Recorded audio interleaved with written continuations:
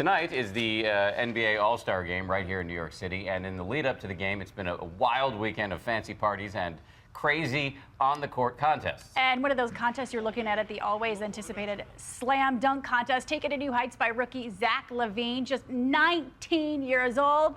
He scored a perfect 100 in the opening round. Look at that.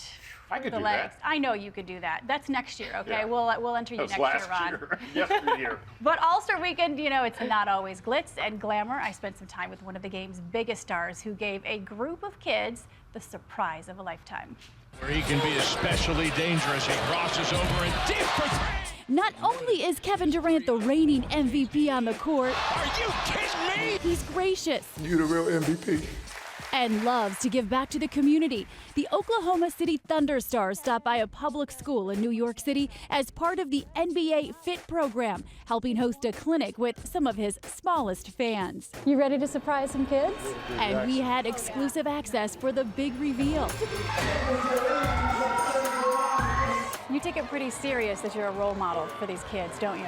Yeah, I do. I mean, I feel like it's my duty to go out here and teach what I've been taught and what I've learned over the years and try to get back and help as much as I can. Durant and other pros are in town for tonight's NBA All-Star Game, and before the East takes on the West, stars Dwayne Wade, Andrew Wiggins, and Russell Westbrook showed kids some skills on the hardwood in fit clinics in 100 Big Apple schools. Even King James bringing his talents to a Manhattan high school, cheering on future foul line sharpshooters. Good job, Chelsea. You were mind-blown? You were flabbergasted. And having Durant show up to that school was a huge slam dunk, even if the students couldn't quite figure out his height. How tall do you think he is? 7 foot, 7 feet, I don't know. 6'7", he's just really tall. At 6'9", Durant hoping to raise up the next generation of basketball players. You know, encouraging and letting them know that anything is possible really does help.